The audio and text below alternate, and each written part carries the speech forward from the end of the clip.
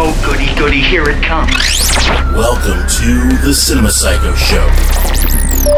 You are interested in the unknown, the mysterious, the unexplainable. That is why you are here. Oh, my God, don't stop now! With your hosts, Brian, John, and Elaine. Welcome to Cinema Psychos. I'm your host, Brian Connington, joined by my co-host, John and Elaine Wolscroft, and Episode number deuce. Number deuce. Welcome one and all to the show that never ends. It never ends. Ever. Well, It's maybe in about an hour. Podcast. Yeah. Never ends except for about the 60-minute mark. After a while, it becomes a hostage situation, so we're not about that. I'm not about Exactly. that life. So, yeah, congratulations. We made it number 2. Yeah. Number 2! John And makes today number we're two going to be... every day. You make it number 2 every day. And today we're going to be talking about, since it's October, personally my favorite time of the year. Sames. We're going to be talking about horror movies and kind of why they suck nowadays. And specifically, we're going to be talking about Scream. I think that's a nice kind of jumping off point of what ended one era of horror movies and kind of started another. And made it shitty. Yeah, well, Well, that's why we're going to get into that. We'll Get right into that. So I feel that that's kind of a good middle point. So we don't want to talk about Scream here.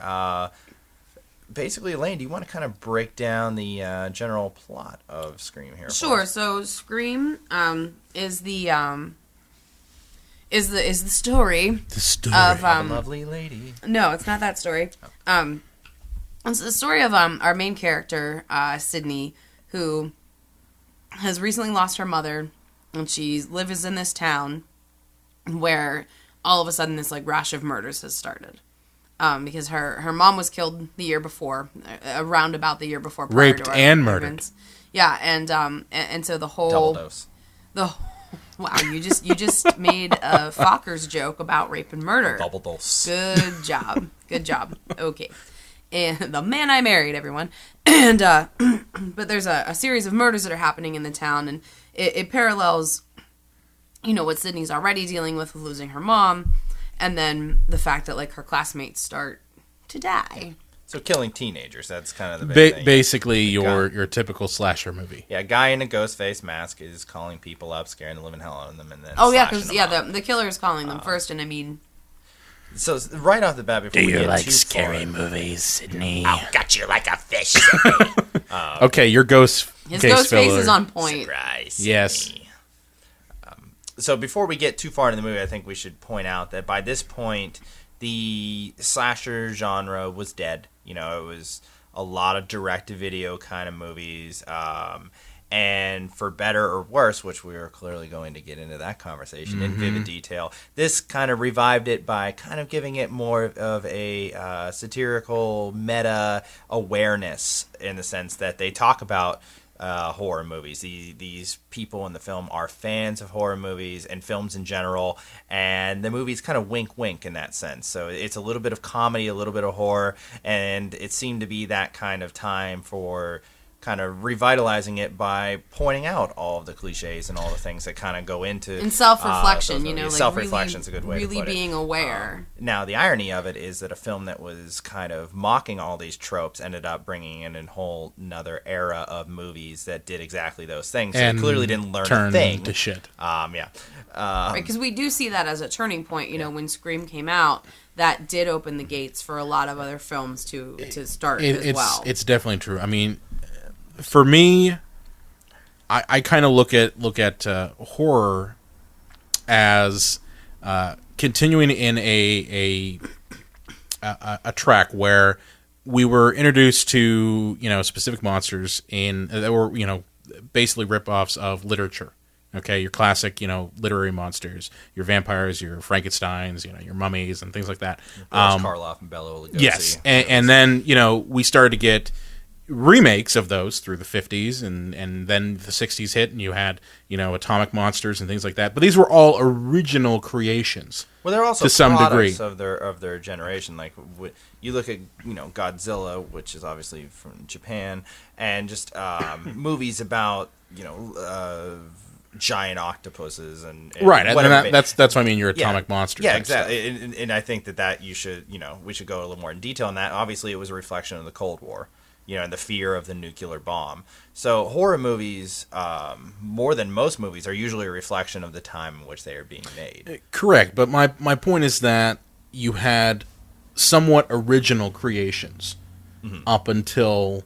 I mean, I had mentioned to you this a couple weeks ago, is that, in the same couple years before Scream, you had movies like Leprechaun, Tales from the Hood, these types of original monsters and original creations that, they may have borrowed elements from, say... But is Leprechaun any good, though? Okay, first Leprechaun is, okay?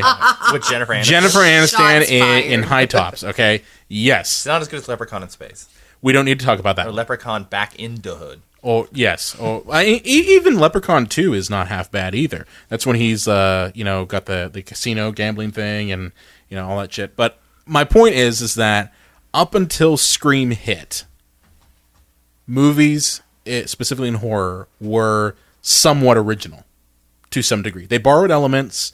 Like you could easily say that all the slasher movies in the 80s borrowed from Halloween.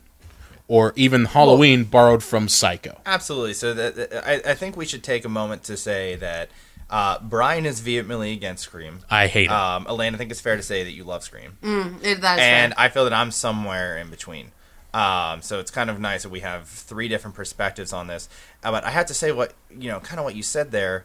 I'm going to have to disagree with you a little on that one, Bob. You gonna give me a red card on that one? Yeah, is that, if you look at the movies that came from Halloween, they are just direct rip-offs of Halloween. Not only in the sense of Friday the 13th, like following that same slasher teenage murder genre, but also, not only that, but the holidays. You had April Fool's Day. That's a good movie. It actually was all right. But the point is that, and then they made New Year's Eve, I think. New Year's Evil. New Year's Evil, Yes. correct. Silent Night, Deadly Night. So That's a classic. Yeah. And then Silent Night, Deadly Night Night's 2. not good. Okay, but that movie's amazing. Silent Night, Deadly Night 2 with the Garbage Day meme. You need so much Garbage tequila. day. to- Garbage Day! No! Eyebrow acting at its finest. If you haven't seen it, oh boy, he's acting with those brows. He really is. You're in for Kind a of thing that treat. would give Keaton a wide on. Treat. But what you're saying is that they basically all borrowed from each other, and that Scream is no different. Yes. Now here's where I kind of see Scream as a different beast in the standpoint that, and when it comes to the business of Hollywood, okay, when Scream came out and became as big of a phenomenon as it became, it was a signal to Hollywood that now they can start using the same types of methodology that they would apply to, say, action movies and dramas and things like that, and start cranking these suckers out on a continual basis. Now, we had horror movies that were cranked out beforehand, but a lot of those were, they were themed to just October. October was the prime time to go ahead and get a horror movie out. And it still is, to a degree, but I just see that Scream was the turning point where horror became extremely commercial. Well, I mean, I think films in general at that point became extremely commercial. I don't necessarily think it was just limited to horror. I mean, we've talked about this before, where, the studios realized how much money they could make, and it did become less about an artist's vision as far as directing goes, or a studio puppeting a director into making what they wanted him to make. The irony is, when Scream came out, it had a very innovative script, and I'm never ever going to say anything bad about Kevin Williamson because I love the dude. I mean, he was the writer on this, but it's funny because he turned right around and then he wrote I Know What You Did Last Summer, which has none of the self-reflexivity that Scream did and had none of the, he had winking George Lucas humor. syndrome. Like, he didn't even realize what he had made, George Lucas and then he goes syndrome. and shits on it. With, I don't know that that's true. I don't know enough about the process there, but it is ironic that he made this movie Scream to totally make fun of the genre itself and to be aware in its own entity. I don't know if making fun of it is the right term. I think it was You don't think with every... Well, something like, look at What would Spinal Jamie- Tap. Spinal Tap was not there to no, I mean, it necessarily wasn't Spinal to mock Tap. or tease. I'm not saying it, and I'm not doing it's apples to oranges, but I'm saying that Spinal Tap was very kind of affectionate in its Okay, you know, well, fine, in its then mocking, and to I think so was Scream. to smile at itself then. I mean, you know, like... There not, you go, yeah. Yeah, I mean, because, like, with Jamie Kennedy and his goddamn horror movie rules, like, come on. Like, I that's just funny. want, as the big horror person here, I just want to say that no actual real horror movie fan is like Jamie Kennedy. I'm a big whore too. You're a big horror? Oh, horror! Oh, I'm Horror. sorry. I'm a random slut. Yeah, but I just want to say none of us are like that. Well, I mean, would hope that most of us strive to not be like Jamie Kennedy in any way. But come on, like, I mean, talking about, you know, being self-reflexive to laughing at themselves, you know, that scene at the very end of the movie where Jamie Kennedy's on the couch and Scream, he's watching Halloween, and the killer's coming up behind him, Yeah. and he says, Jamie, behind you, no. That's around, his yeah. name in the film isn't Jamie, but it's his real name is Jamie, and it's saying Jamie, look behind you, and the killer's behind him. Like, come on, like that was thoughtful, that was funny, you know, Yeah. because you're scared and you're laughing at the same time. I'm not saying that, and I mean a lot of it can go towards out of the script, obviously, but even Wes Craven's direction. My problem with it is just that, not necessarily with Scream itself, but just the movies that followed in its wake. It was a turning point where horror started to become more so commercial. And yeah, it could be about just the films in general but I'm just seeing a track where horror became more about how much fucking money we can make, not necessarily about, am I making something original? Is it something that's has to wink and nudge to the audience that, oh yeah, this is what horror movies about. And I mean, yeah, and I know what you did last summer kind of followed in the footprints of Scream. But I mean, that led to, a continuation of movies in which it was all slasher movies for a while. And then we got Blair Witch, which honestly, I fucking hate that movie too. But come on, you can't say that's not an original idea.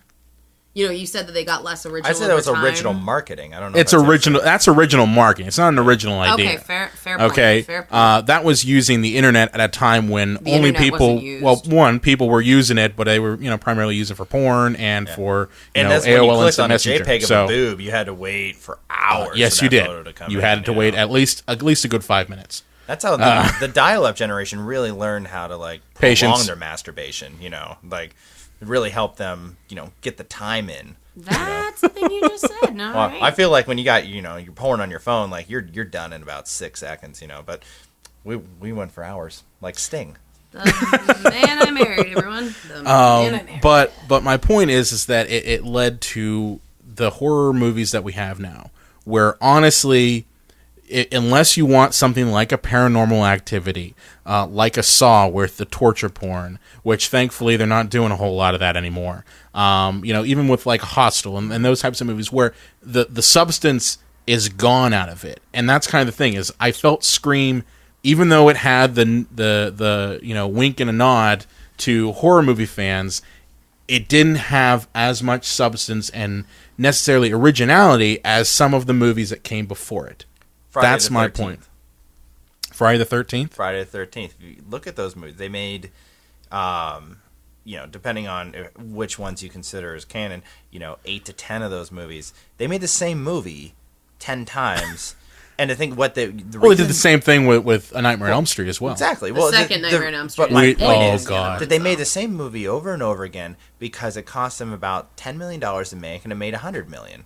I'm sure those numbers aren't exactly right, but the idea is that they, about 5, 6, They had a 7, 8 return on their times, investment. the investments, and they didn't care if they made a quality movie, and they were just making the same movie over and over again. Right. So I feel that with horror movies, I think this is just par for the course. And it's a shame because, I mean, sometimes when you do have, like, an original idea, because I think the first Hostel, kind of an original idea. I hated but when the you first make, Hostel. and I'm not saying it was good or bad, I'm just saying, when you It's come up with an original idea, yes. That's one thing, but then when you make 7 sequels, like, you've beaten it to death. Yeah. Especially with Saw. How many Saws are there? I think there's 6. There's a lot. 7, I think. Were there There's a 7 lot. songs? Yeah, I think, if it's Halloween, it must be Saw. That was a tagline that they Yeah. used for a while. And And that's now, not okay. You can't make fun of us for that. Every year. They made one every year.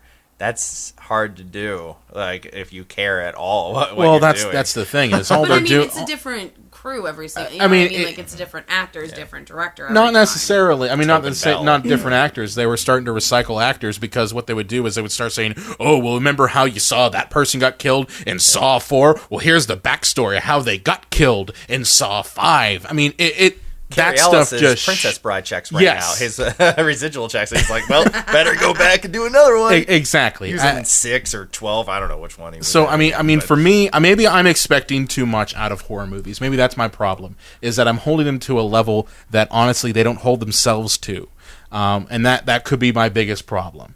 As a person who loves the genre and wants nothing more than for it to be as good as it possibly can, and that's why for me personally, I don't look towards what Hollywood can crap out to see where the future of horror is going. I'm now looking towards the independents, the people who are the fans like you and I, who actually give a shit and do take the time and maybe take a year or two to go ahead to bang out a script and then take another year to go film the thing and then another year to go edit the thing so that by the time they're done, they've got a well-crafted movie that is original. That's why movies like The Babadook and even the first Sinister, I liked Sinister. Purge, not so much. Used to like Purge. But then you watch it a second time, you're like, eh. But then too, I mean, you see a bunch of them come out, and I think that's a big problem we've discussed in films before. You know, there has to be some level of the stakes being high in order for a movie to pay off correctly emotionally. Right. So if you make a bunch of movies where they all have the same premise, it's like, well, a bunch of people are going to die. It doesn't matter. Like, how can we stop it? It's just going to be another movie in a year and a half, you know? Well, the key is you have to care about the characters, too. And I think that's the problem with, like, and with- characters with- were never developed. what is it, with, like, genreification? Is that a thing? Like, I think there's definitely genreification. when you over genre eyes, if that's a word, like a movie, because I mean, I've seen scary movies that weren't a horror film. You know what I mean? Thrillers. Yeah, and I guess that's what you would call like a thriller, or even like some dramas, like Martha, Marcy, May, Marlene. You saw that with me, John. Like I've never seen that. What is that about? So it's about It's about this. 4 M's. It's about this girl who. Does she run away from home or does she get kidnapped? I can't remember. She does run away. She ends up because she has no money or yeah, and she anything. ends up with in a a cult. Yeah. And she, you know, all these like terrible things happen to her, and it's very frightening. Mm-hmm. But it's not a horror movie, you know. But it was a great story, Right. and that's I think what like horror movies miss sometimes because there is such an easy access to money through the horror genre. It's true. It gets lost, and the story doesn't become quite as good. Well, how many truly great horror movies are there? There's, for every Rosemary's Baby, Exorcist, Night of the Living Dead. Well, Exorcist is another movie that I hate because it's always Really? Well, here's my problem with The Exorcist is that everyone says that they love The Exorcist. It is so ubiquitous. I love that movie. I know, and I mean maybe it's kind of hard to explain, but I guess I look at other movies that existed around that time and can see where they might be somewhat superior to, say, The Exorcist. Personally, I love Rosemary's Baby, for example, which came out around the same me too. time. Okay, I thought that was far more terrifying. Now, do I think that The Exorcist is shocking in certain areas? Absolutely, because audiences Especially for its time. in the yeah. 70s were not used to seeing the type of graphic violence that movie showed. Now we all masturbate with Not- crucifixes. Like, that's just like a thing now. I mean, that's what we can thank The Exorcist for at the end of the day, right? It is masturbating to crucifixes. Sorry, as usual, I've stepped onto the wrong podcast. You have to bring this over to your literary podcast Yes, too. yes. You really do. Start talking about masturbating to We haven't talked about crucifixes. masturbation yet. I No, appreciate not that. yet. While talking about Babysitter's Club. Excellent, excellent. That is coming new. Chrissy's Materials. Chrissy's rolling the bean. Christie's a really great idea. Yeah. But I mean, it isn't to say that I don't think Exorcist is a decent movie. I just don't see it as, and that's like people always call it the scariest movie of all time, and that's kind of a very bold statement to make. Horror Because and what's fear is scary, subjective. well, exactly, Yeah. and that's my point. Is that what's scary to you, or scary to say the person who go ahead and who's say a Christian and would say, "Oh, well, yeah, that stuff is scary as shit," because of my personal beliefs. I don't necessarily find it scary. Right. But you know, too, I mean, you got to look at the context. I mean, at the time, that movie was frightening. I mean, people were fainting. Yeah, because I while mean, watching now like it's like not that big of a deal, especially for like somebody even younger than us to see it. They'd be like, meh. But I mean, that movie was frightening for its time. I mean, you know, so many movies have to be taken in their own time context. Well, I grew up in the '90s, so I was desensitized to everything. The only movie that really actually ever gave me the creeps was Texas Chainsaw Massacre. And That's basically a snuff film, though. well, yeah, when I saw it, I was like 11 years old or so, and only really seeing a lot of mainstream Hollywood films I hadn't had access to. But you see, that's a movie I think, that... well, my point is that the movie was 16 millimeter, and I hadn't seen it like by 11 years old. A Snuff lot of film. 16 millimeter kind of movies, so it looked like. But see, that dirty. right there is a movie that I would say is superior to The Exorcist in how scary it is. One, because it's not saying, oh, there's a fucking demon that's going to go ahead and possess a kid. It's saying, no, you drive down the wrong back alley, you know, in Texas, and you're going to end up, you know, in a cannibalistic family massacre type deal. And who hasn't gotten You know? lost? I mean, that's and that's the very point. relatable. And honestly, fear really comes from reality. You know, if you're able to tap into the real fears that people have, then obviously, They're onto us. Well, yeah, there's a police siren. There's the police coming after us. That's because you talked about masturbating The to masturbation crucifixes. police. So it is. There you go. I think you talk about piracy in the last episode. So they're coming after us. It's not a victimless crime, Brian.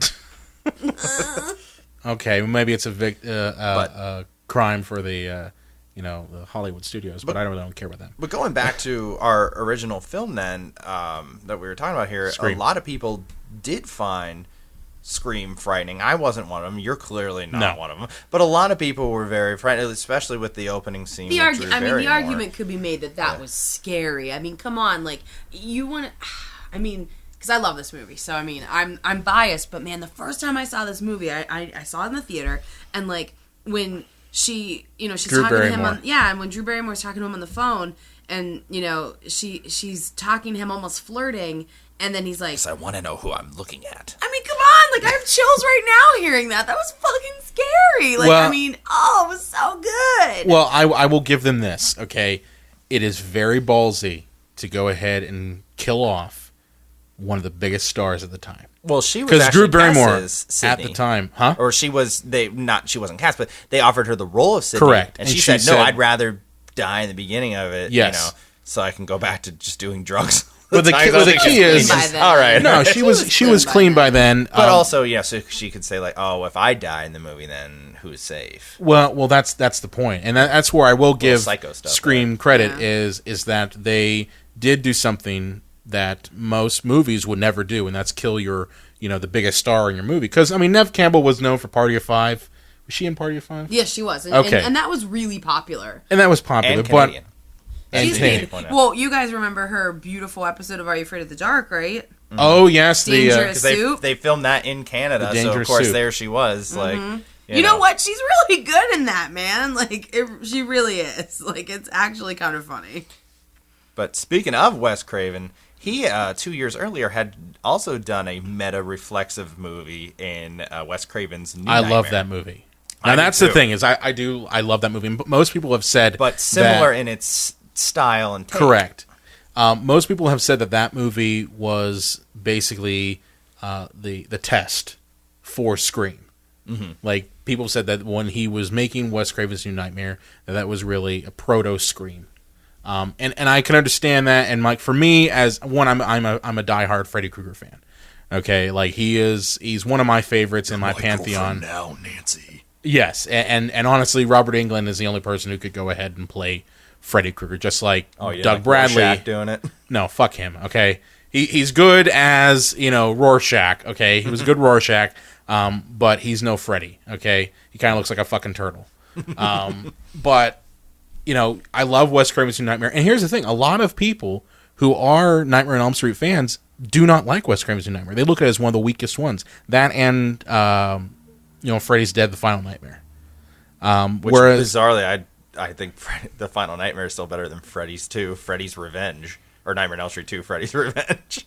But that's a whole nother honestly, that's a conversation. whole other conversation on the merits of just ridiculousness.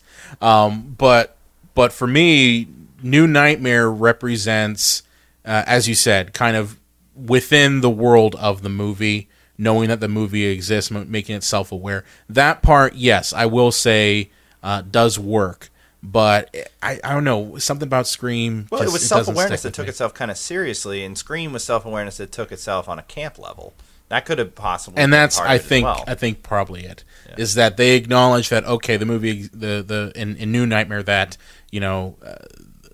these movies have stopped, and that they were actually basically trying to hold back the real demon of Freddy Krueger, which is actually funny. Did you know that they filmed that as the earthquake in California happened? Oh, wow. Because those scenes where you see the Yeah. parts of the road falling down from earthquake, that was, I think it was Northridge, happened around that time that they were filming. Northridge earthquake. And that they use it as a set. Oh, wow, that's awesome. So, and like the earthquakes they were talking about, that was kind of reflective of what they were actually dealing with. But yeah, I think the camp part is what turns me off to Scream. It's Kevin Williamson. I know you said you wouldn't say anything bad about him, and I mean the guy is clever, but he's basically the poor man's Joss Whedon, and he writes a lot of that dialogue where it's okay. Here's an actual piece of dialogue from Scream that really kind of stuck with me because I just recently watched this. Obviously, I watched about 2/3 of it and fell asleep the other day. So don't tell the audience that. I just did. I've seen it enough times. I know the fucking plot. So Billy, the boyfriend, who comes into Nev Campbell Sydney's bedroom through her window, very kind of shades of Nightmare on Elm Street with Johnny Depp there. He kind of looks like Johnny He does. Depp. I think He that's does. I they think kind that's of what they were cast him for going that for. reason. But he's talking to her, and he was like, "I just saw Exorcist on TV. They cut out all the good parts." He was a year ago, Sid. Our You cut out the relationship- good parts. Yeah, our relationship was kind of like an R, borderline NC-17. But lately, it feels like all the good stuff has been cut out for TV. And this is a line in the movie, And that's early on in the movie. Nobody talks like this except a screenwriter that thinks yeah. he's super clever. But, like, I mean, you said that before, but I mean, I don't think that it's apples to apples with him and Whedon. Because, like, there's something very cerebral and very quippy about Whedon, whereas, like, Kevin Williamson, like, has very much, like, an eye to pop culture. But, like, there's also, like, a snarkiness, and, like, I feel like, Williamson just like nails that 90s like ennui, you know what I mean, like that 90s like, oh, who cares, Valley Girl bullshit. I guess if you want, you know, like the Well, whole the whole not giving Clueless a thing. shit about anything. Well, it drives me nuts about both of them, and while I feel this is going to be a very controversial statement, while I do like the Avengers, the first one, I don't think it's the be-all, end-all of superhero movies, and I think it's flawed. And one of the big flaws I have with it, just like with any Joss Whedon movie or Kevin Williamson movie, is all the characters are them. And they They are all speak the incredibly same. smart and just full of pop culture wittiness, and Mm-hmm. it's just, I mean, you're writing yourself over and over again Yeah. in every one of the characters. Especially when all the characters are as And smart as you are. That was what kind of drove me nuts about Scream, is everybody is a film expert. Yes, and that's a big problem for me too. Is, I mean, even Rose McGowan in the movie. Who would not show any signs of being a film buff or anything No, like that. but she keeps bringing up dippy movies. Friend, yeah. Yes, she's the ditzy friend who gets killed. But I just the lines of dialogue are a problem.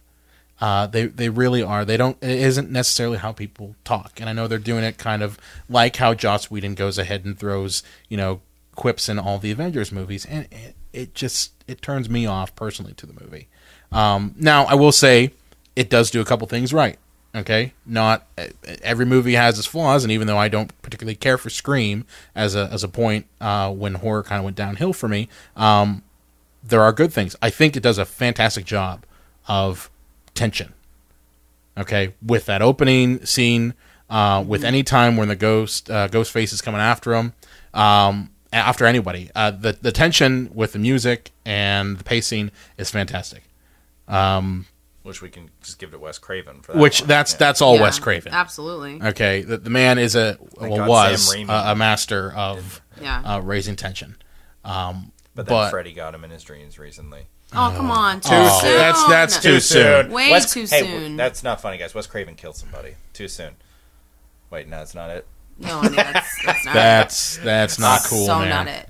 So That not is it. not cool. I do love Wes Craven. But to that apparently point, nothing's sacred. But to that point, like with the dialogue, though, one thing I will say is it is really jarring when you see something like the Avengers and everyone talks like Joss Whedon, because they're all different people, they're all different superheroes, they all have very different backgrounds. I mean, Ultron, I some call of them, Robot Whedon. I mean, some of them are from like other planets, for Christ's sake. One thing I will say is the fact that, Rose McGowan's character and, all the guys in the film and Jamie Kennedy and, that they all kind of speak in that, like, snappy, sarcastic kind of cadence. Like, their conversations have, like, a nice beat and a nice Except rhythm. for Deputy Dewey. And, well, I mean... Doofy. I mean, but what I'm going to say is, like, that makes sense, though, because the main high schoolers of the film, they're together every day. They're sharing a vernacular, that's generationally sound. Yeah. So it almost works in that sense. But where they're maybe not all they've the seen... same kind of people. Like, you would understand Right. if they were all, like, film, video store, like, Clerks. Honestly, it reminds me of, like, Kevin Yeah. Smith's Clerks. And those two are very similar, and they're in the Right. same kind of...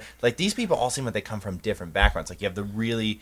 hot, snarky girl. You have the I look like I'm going to snap at any second Billy. Like they Right. don't all like only Jamie Kennedy and his name is escaping me. Matt Lillard? Matt Lillard, thank you. Yeah. Like those two seem like the only ones that would be just throwing out movie lines and knowing who played. Well, like I that's said, Matthew I mean- Lillard's whole career is, Yeah.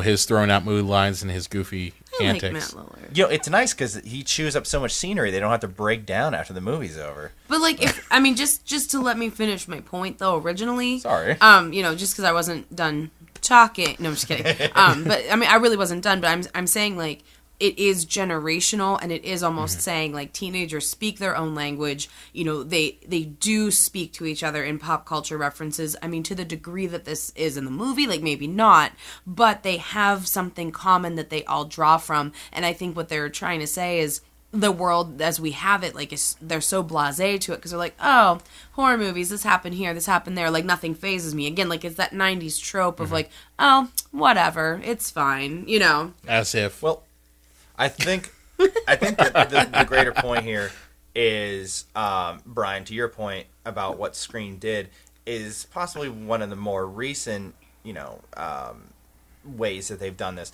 But I think that this is just whenever there is a slam dunk of a horror movie, in one way or another, whether it's successful, whether it's good, or both, that they immediately copy it as many times as they can. Absolutely. Jaws is, I don't really consider it a horror movie. But I for don't its consider time- Jaws a horror movie. But for its time, I can see how It was people see frightening. that as a horror movie. But then they immediately made Jaws sequels. They made a killer whale movie. So they just went and did, with Halloween, they did all the holiday horror and now movies. we've got The slasher movies. Sharknado because of Jaws. There you go. But I'm just saying that I think Sharknado's a Scream gift. was just, Sharknado's a gift. was a byproduct of what we've seen 100 times over, is one really good original idea and then just everybody copying it to a Manufactured lesser over degree, and over and over manufacturing. again. And then that dies down and then something else comes along, like the Paranormal Activity movie. Say what you want about that, but that opened up that kind of found footage movie. kind of- But that was Yeah. not Paranormal Activity that did that. It was Blair Witch. But I would say that Blair Witch had been so many years before we had kind of forgotten about it. Paranormal Activity, I'm not saying it was the first time it's done, but it was the most recent time that it had been done successfully and kind of. So I feel that this is just something that continues to happen. And a lot, the studios look at horror movies as, pornography. They do. keep the lowest common, because they also then appeal to the lowest common denominator, because they want stupid people to put their butts in seats and see a movie with no plot and people's getting their gonads. Well, ripped off and honestly, that's speaking to a much larger, philosophical topic about horror and horror fans. The part of the problem, I've always said this, is that the horror fans that pay to see this shit, and that's honestly what it is. It's shit. They're responsible for them to continue to make this shit because they only make what they think people want. Okay, they think that people, like right now, and I mean we talked about this the first episode was They think right now people all they want are superhero movies. And it's the same with horror. They think right now that all people want are Paranormal Activity, 10,000 and another Sinister and another Insidious and, the same bullshit over and over and over again. And the only people who are responsible for it, it's a shared responsibility. The producers, they see dollar signs, but they're only seeing dollar signs because the horror fans, and that's really who it is, are going out and seeing it. So I personally, I don't see many horror movies in theaters anymore. Just because I personally do not want to encourage them with my hard-earned money to keep making the same shit. If I see a movie come out and I'm like, you know what, I read some reviews and it's actually pretty good, then yeah, I will go ahead and I'll see it. But I actually see myself gravitating more towards independently made horror movies. Ones that, as I said, they're crafted with care for the most part. Yeah, you do get some shitty ones out there that people are like, I'm just going to go make another zombie movie. And that happens. That zombie movies are a cash cow now. Because of Walking Dead, which I hate Walking Dead as well. But fighting words. Ooh, those are fighting shots words. fired. You big Walking Dead fan? Oh, we love He it. loves the Okay. Loves it, precious. But my point is that horror fans that pay for this stuff are the prime troublemakers of why we keep having shit. If they stop paying for it, and honestly, it's the same thing with anything that we hate, like reality TV. I hate reality TV, and that's created because people keep viewing it. Mm-hmm. It's like drugs. Lowest common denominator, baby. Yeah, well, with anything, it appeals to the lowest common denominator. If you look at movies that win Academy Awards, they all come out within about a month and a half of each other. Yeah. And then the rest of the year is pop. Pretty much November and December. And dildo movies. That's basically Dildo it. movies? Ooh, Dildo movies, tell me more about dildo What are these movies. dildo movies? Oh, you're it's like when you talking took a about? vibrate and you jam it in your ear, and that's about what they're doing It's to as you. pleasurable with as the these movie movies. is. Yeah, Yeah. and it's about the same exercise for your brain as these movies are giving you. Dildo movies. Who knew? Dildo movies. There's a YouTube series, Red Letter Media, that has a joke they call it "Fuck You, It's January." That's awesome. I haven't heard And that. that time of year where movies are just god awful. But I feel that's all year round. It's just around this time now we're getting all the Oscar buzz movies, and movies that are made with care and they're thoughtful and they're intelligent. Like the Steve Provoking. Jobs movie. Yeah. So that's coming out. Hopefully, I saw the one with Ashton Kutcher and that wasn't too great. So maybe I kept something waiting for the better. movie to start. The movie was almost over, and I was like, when is this shit going to pick up? Like, I'm not joking. I was like, when is the movie actually going to begin? And I was like, wait, what? The credits, it's punked over? you. Yeah, Punked right? you. Ashton! But Yeah. But no, that's just my theory about Yeah, horror movies, that it's made because of the fans. Yeah, and and I think that we do have differing opinions on Scream itself, but I do think that there was a change in the wave of everything, after Scream came out, because it was like a resurgence of interest in not just slasher films, but I think in the horror genre, people realized again, like, it is fun to be scared.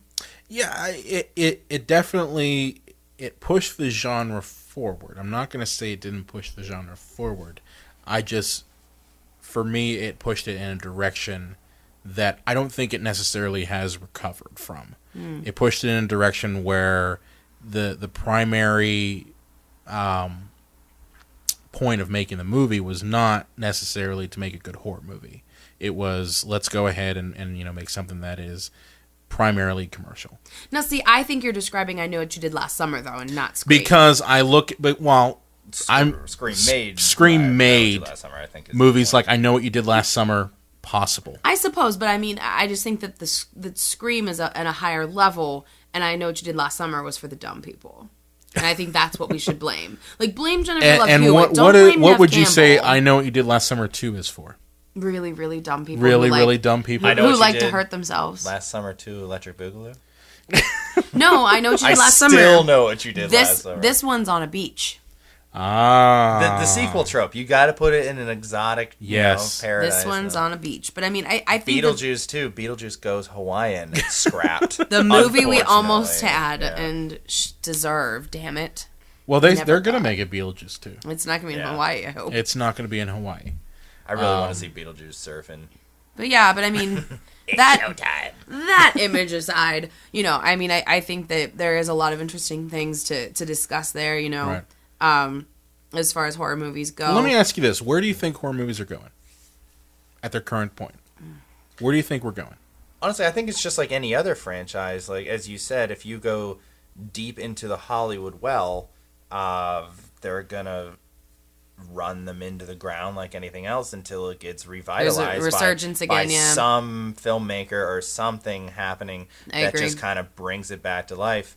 Now you make a very good point, because we now are entering a time where we've got movies like Crimson Peak, for example, which have you guys heard of Crimson Peak? I've seen the trailers. Okay. Crimson Peak for me is a resurgence of the 1950s Victorian horror movie. Okay. Where we're now jumping back to Hammer Films. Do you think land. it's going to be good? I think it's going to be fantastic. Sweet. Because it's looking, one, we know that Guillermo del Toro is a movie fan. Yeah, first man. and foremost, the man is Yep. a film auteur who cares about his movies. Even if you don't necessarily like them, you can look at movies like, I know not everyone liked Pacific Rim, where I love Pacific Rim, even though it's kind of like Rock'em Sock'em Robots. But you can tell that there's love behind making that type of movie. Is that when you eat ass from a girl on the West Coast? Pacific Rim. Pacific Rim? Have you not seen Pacific Rim? No, I know what you're He's talking just Yeah. being an asshole. He's just It's being an kind of his asshole. thing. But I mean, for me, the movies that I've seen that he's done, Pan's Labyrinth, even the Hellboy movies. And there's a beautiful dichotomy to his films, I think, because they are visually gorgeous. They and really Crimson are. Peak looks gorgeous. It does. So for it to be frightening and beautiful at the same time, I think that's why Scream works for me, because it's funny and scary at the same time. You know what I mean? Yeah. Like, I think sometimes you need the two sides of Like the coin. like Sweet and Salty. Yeah, for the whole thing to work. Well, what are we trying to say here? That the film has to look gorgeous? Look at Night of the Living Dead. That film Well, no, is not certainly not necessarily. gorgeous, but it's a masterpiece. I mean, but I think that there's beauty in the cinematography. I think that there's something to be found there. I mean, I'm not saying for a movie to be scary, it also has to be beautiful. But do I think that's going to be a point to Crimson Peak. Peak's credit? Yeah, absolutely. Well, this is a podcast of filmmakers, but I really don't think you have to be a filmmaker to say that it all boils down to the story. Absolutely. And if the story is good, and you have to care about the characters. That's- but, yeah. but I'm just saying, from a visual standpoint, I think that there's things that certain filmmakers, like I said, like Guillermo del Toro, like that he does well, that make him successful. Absolutely. For me, it's just a matter of seeing. I mean, because I've seen this happen with independent filmmakers. For example, my really good friend Fred Vogel of Toe Tag Productions. If you were aware of Toe Tag Productions, he makes movies that honestly they kind of range the gauntlet now. But his earlier films were very much like the August Underground series. They were kind of the snuff film type thing. Yeah. And that's kind of what he built his base on. But he started to branch out from that and make more narrative-based work, like Red Sin Tower, for example. But the care that he takes, for example, I know the last time I talked to him, he was telling me about a movie idea of his called Pittsburgh Body Removers, in which he had actually gone basically on a ride-along with real-life Pittsburgh Body Removers. which is a real job. So, yeah. I mean, that's a real Sounds job like of terrible. removing Someone's dead gotta bodies. clean it up, But kids. But that's kind of what the independent filmmaker has been doing this entire time that Hollywood's been crapping out, remakes and sequels and just the rehashing of the same old ideas when it comes to horror. Is the independent filmmaker has been getting into the shit and actually making things that have fantastic story, that have characters that you care about, that are visually pleasing, even if it's like Night of the Living Dead, where it's black and white. And it maybe isn't the most visually appealing thing, but its story and its characters and its situation that it puts the audience in is bar none amazing. And I look at Guillermo del Toro taking from that and applying it to something that would be, just a Hollywood horror movie. It's now something a bit more. It's got... I mean, he's even using, I saw both trailers for it the other day, and he's using things. He's still using CGI to do a lot of his effects, but at the same time, it doesn't feel kind of like the Zack Snyder using CGI. Yeah, it feels more immediate. It feels more realistic, fluid. It feels elemental. more realistic. Yep. And it's getting back to a time when people cared about the characters in horror movies. People cared about the story structure, and people cared about it, scaring people, and not just being a cash cow. Mm-hmm. So that's kind of hopefully that's the case. I mean, and I'm hoping movie. I'm hoping that that's the direction we're going, because you look at that movie, you look at Babadook, for example, which scared the bejesus out of people. I mean, it kind of goes back to that whole creepy kids thing, but that's a movie that again cares about story, cares about the characters, and it's not just going after the quick buck. Mm-hmm. Yeah. So basically, we talked about the audiences for certain things, just kind of as a wrap up. And I don't foresee this coming anytime soon. But as much as you can appeal to the lowest common denominator and people will go see it, I think if you challenge them, they will go see that too. So I mean, independent filmmaking, what we're doing, and all that is great, but it doesn't reach as much of a mass audience as Hollywood. So you would hope that in some way, while independent filmmaking can not only flourish, but also that Hollywood would actually kind of try to take a step back and make something of quality. Because if you challenge people, I think you'd actually be surprised and how, as much as they'll, if you give them the lowest common denominator, they'll go see that. If you give them something to challenge them, they'll go to see that too. So hopefully we can find some middle ground where a lot more independent film can be pushed into the mainstream, and then the mainstream will then possibly kind of respond and actually give us something of quality. I'm not holding my breath, but I'm kind of hoping that that's kind of the route we're going. I think kind of the whole honestly point of this that gets to a much larger conversation, and probably one that we can devote an entire episode to. And we and we probably will, to just distribution of independent films, and just kind of what's out there and where it's going, and basically how over the past couple of years it's become much easier to get your movie out there and not have to deal with the gatekeepers. You still have to deal with gatekeepers to some degree. I know I've had to experience that of my own with my own independent documentary, but it is easier than it was, say, 10 years ago. Well, in true independent films, not movies that were made for $20 million. Those aren't independent films. Movies, those really aren't. And honestly, that goes for any ones that enter Sundance, because Sundance, for me, that is just a, let's go have Fox Searchlight pictures come up, and that's an independent one. Yeah, it was actually something of nobility, but it's just turned into studios putting their $20 million movies out there and saying, this is an independent movie. And we can do a whole show about that too, guys. Yeah, and it's not. All right, so I think we're going to close out this podcast. Yeah, man, good episode. Good job. Patting myself on the back. Awesome. Good job, guys. I think we should finish it with, what's your favorite scary movie? In fact, Showgirls, truly terrifying. If you want to, you can go ahead and I'm going to do our ending plug. Yeah, ending plug. Yes. Ending plug. Go plug. You can go ahead and find the show. Hopefully, we've got our Twitter set up by this time. We're kind of recording this without having the Twitter and the Going Facebook guerrilla set up. style, Going yo. guerrilla style. It doesn't take long to set up, though. It doesn't. But We'll I link haven't done it everything yet. in the show notes, right? Yes, we'll link everything in the show notes. So you can go ahead and find us on Twitter. Hopefully it hasn't taken at Cinema Psychos Show on Twitter and also on Facebook. Yeah. You can also find me, Brian Connington, on Facebook at Brian Connington, as well as Lamb Woolscroft and John Woolscroft on Facebook and Twitter. Are you guys on the Twitter? Yeah, you can follow me at LA_Croft, and also that's my Super Serials handle. That's your Super Serials I'm handle. LA Croft over there, and you can follow the... When does Super Serials come out? We come out every Wednesday. Every Wednesday. And we are at Super Serials, also on the Twitter. We also have a Tumblr, and our Tumblr is awesome. A Tumblr. Mm-hmm. Maybe we should look For at the Tumblr. youths, dude. We gotta do the it. Youths? Mm-hmm. Two youths. The youths. I'm not even really sure what Tumblr does. And you're not really on Twitter. You're Not on Twitter. You're not on Old the man Twitter. Willis Deal Croft. with it. Old man Willis Croft. Deal with it. Not on Twitter. But yeah, But that'll thanks so probably much. change. Thanks so much for Thanks so much for listening, listening. everybody, and we'll catch you next time. Peace.